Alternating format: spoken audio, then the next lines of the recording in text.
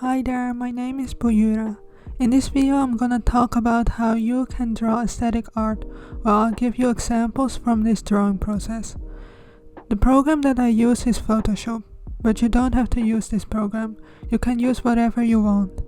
And the tablet I use is Gaomon M106K tablet.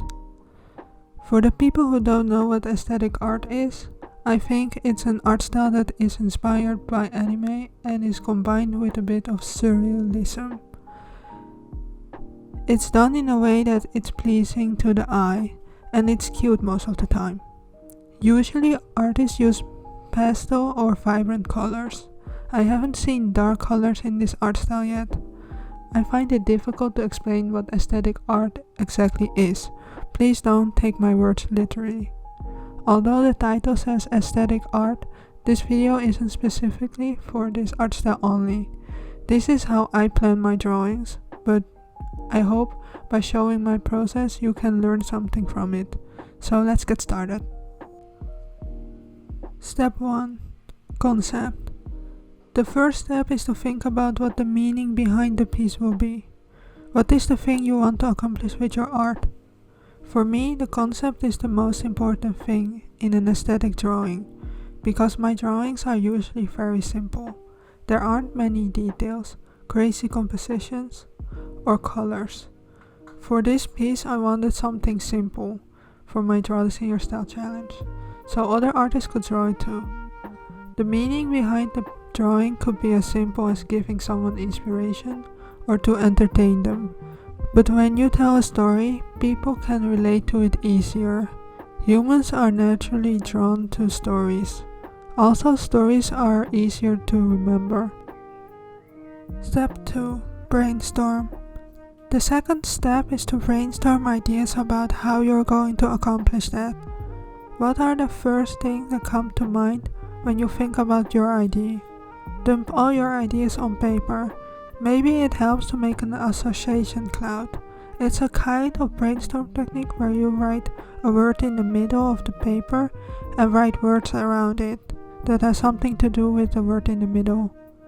You could use this technique with the thing you want to draw, and the best thing is that you can do this together with someone or a group.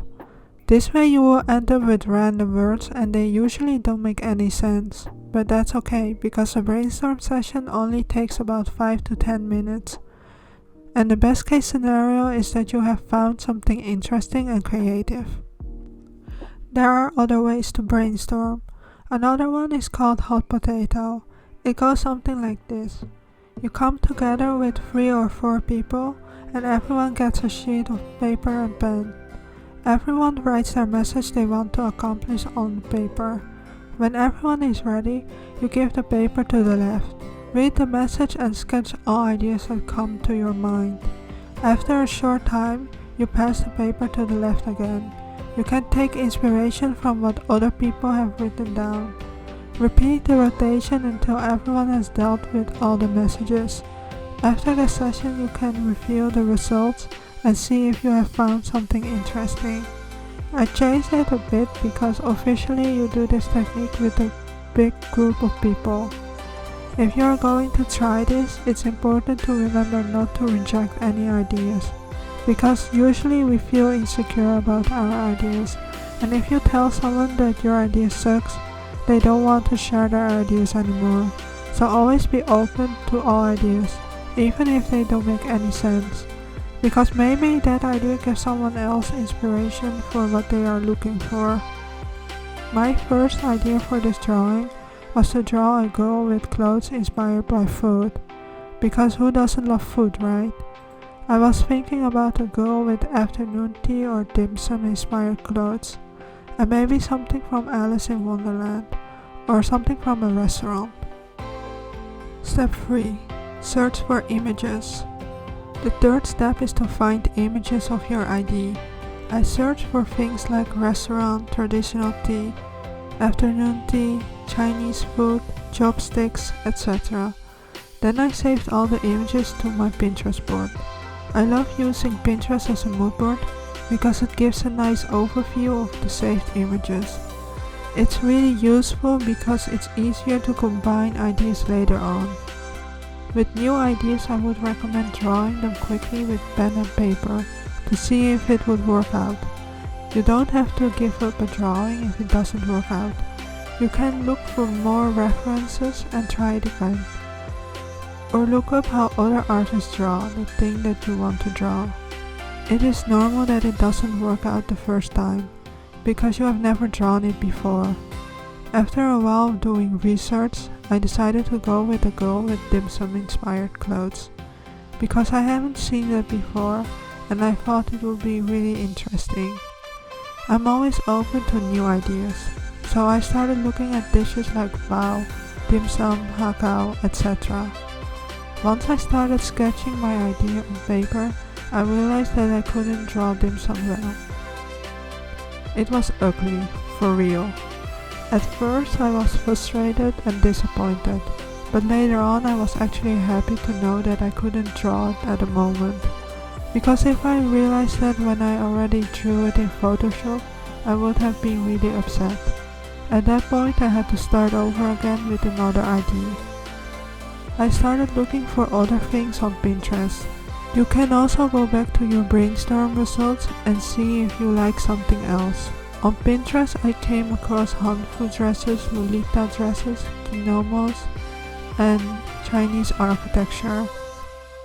I was thinking to add some parts of the architecture in the background and maybe give the girl a Hanfu dress. Step 4. Add some aesthetic spark to it. The fourth step is to add things that you like to make it look aesthetic. Usually artists add flowers, waves, planets, or boba. You can add whatever you like. In this drawing I added waves, clouds, mountain, and origami. It's really important to look up for reference photos when you do this, because for me, most of the time I have no idea how to draw something. And when you study something from reference, your drawing becomes more accurate. It's better if you can study something from real life, or take your own reference photo. That way you have made yourself a shortcut. You don't have to look up for reference photos online, and you don't have to figure out how the shapes work in different angles. If you take your own reference photo, you can test out what angle looks the best. For example, I made my own paper cranes and took my own reference photo. In this drawing I didn't know how to draw waves. Although I have drawn them before, I still find it difficult to draw them. I looked up reference photos and I noticed that the waves have a strange organic foam on top of it, and the waves have different colors of blue in random places. It's difficult to describe it, but if you follow the shapes in the reference, it should look like natural waves. Step 5. Sketch out your idea. The fifth step is to sketch out your ideas. You can look at your mood board and mix ideas together to create an interesting piece. You can create something unique by making something big really small, or something small really big. Or you can take two complete different objects and put them together. When you sketch, you want to do this quickly, so you can see if it looks alright. Sometimes it's difficult to translate an idea into something visual, and that's okay. You should look up for more reference photos, or you could ask people to give you constructive criticism. When you test out if your idea looks good, I recommend using pen and paper. That way you can't erase your sketch and it might improve your sketching skills. If it doesn't work out, that's okay too. You can always go back to the step before.